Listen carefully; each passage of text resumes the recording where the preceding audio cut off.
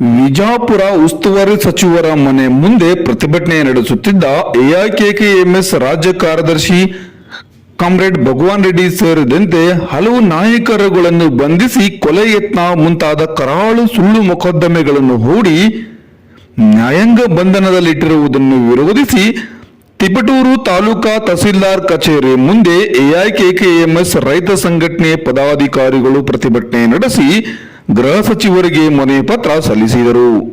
ಪ್ರತಿಭಟನಾಕಾರರನ್ನು ಉದ್ದೇಶಿಸಿ ಎಐಕೆಕೆಎಂಎಸ್ ಜಿಲ್ಲಾ ಅಧ್ಯಕ್ಷರಾದ ಹಾಗೂ ರಾಜ್ಯ ಸಮಿತಿ ನಾಯಕರಾದ ಕಾಮ್ರೇಡ್ ಎಸ್.ಎನ್. ಸ್ವಾಮಿರವರು ಮಾತನಾಡಿ, ನ್ಯಾಯಕ್ಕಾಗಿ ಜನರ ಹಿತಾಸಕ್ತಿಗಾಗಿ ಹೋರಾಟ ನಡೆಸುತ್ತಿರುವ ಹೋರಾಟಗಾರರ ಮೇಲೆ ಕೇಂದ್ರ ಮತ್ತು ರಾಜ್ಯ ಸರ್ಕಾರಗಳು ಸುಳ್ಳು ಮೊಕದ್ದಮೆ ಹೂಡಿ ಚಳುವಳಿ ಹತ್ತಿಕ್ಕುವ ಪ್ರಜಾಪ್ರಭುತ್ವ ವಿರೋಧಿ ಫ್ಯಾಸಿಸ್ಟ್ ನಡೆಗಳು ಇತ್ತೀಚಿನ ದಿನಗಳಲ್ಲಿ ಸಾಮಾನ್ಯವಾಗಿವೆ.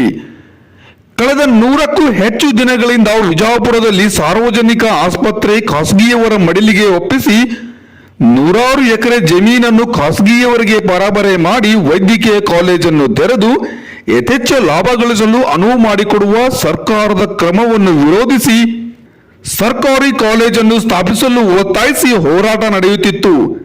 ಜನರ ಮೂಲಭೂತ ಹಕ್ಕಾದ ಆರೋಗ್ಯದ ಹಕ್ಕನ್ನು ಕಾಪಾಡಿ ದುಬಾರಿಯಾಗುತ್ತಿರುವ ವೈದ್ಯಕೀಯ ಖರ್ಚು ವೆಚ್ಚಗಳನ್ನು ತಗ್ಗಿಸಿ ಜನರಿಗೆ ಆರೋಗ್ಯ ಖಚಿತಪಡಿಸಬೇಕಾದ ಪ್ರಜಾಪ್ರಭುತ್ವವಾದಿ ಸರ್ಕಾರವು ನ್ಯಾಯ ಕೇಳುವವರ ಧ್ವನಿಯನ್ನು ಅಡಗಿಸಲು ಫ್ಯಾಸಿಸ್ಟ್ ನೀತಿಯನ್ನು ಅನುಸರಿಸುತ್ತಿದೆ.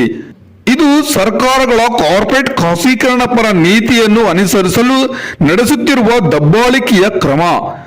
ಅಂದಿನ ಹೋರಾಟದ ಚಿತ್ರಗಳನ್ನು ನೋಡಿದರೆ ಕೊಲೆ ಯತ್ನದ ಮೊಕದ್ದಮೆ ಹೂಡಿರುವುದು ಯಾರಿಗಾದರೂ ಹಾಸ್ಯಾಸ್ಪದವೆನಿಸುತ್ತದೆ. ಬರಿಗೈಯಲ್ಲಿ ನಿಂತು ಪ್ರತಿಭಟಿಸುತ್ತಾ ಪೊಲೀಸರಿಂದ ಬಲವಂತವಾಗಿ ಬಂಧಿತರಾದವರು ಯಾವ ಕೊಲೆ, ಯಾರ ಕೊಲೆ, ಯಾತಕ್ಕಾಗಿ ಕೊಲೆ ಪ್ರಯತ್ನ ಮಾಡಲು ಸಾಧ್ಯ ಎಂದು ಪ್ರಶ್ನೆ ಮಾಡಿದರು.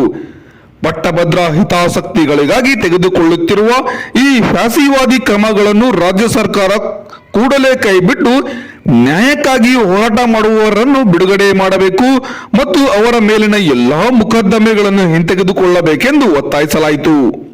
ಈ ಪ್ರತಿಭಟನೆಯಲ್ಲಿ ಪ್ರಶಾಂತ್ ಹಾಲ್ಕೇರಿ, ಜಂಟಿ ಕಾರ್ಯದರ್ಶಿಗಳಾದ ಪ್ರಸನ್ನ, ಹಾಲಿನಹಳ್ಳಿ, ಪಾರ್ವತಮ್ಮ, ಚಂದ್ರಶೇಖರ್ ಹಾಗೂ ಇನ್ನಿತರರು ಈ ಸಂದರ್ಭದಲ್ಲಿ ಉಪಸ್ಥಿತರಿದ್ದರು.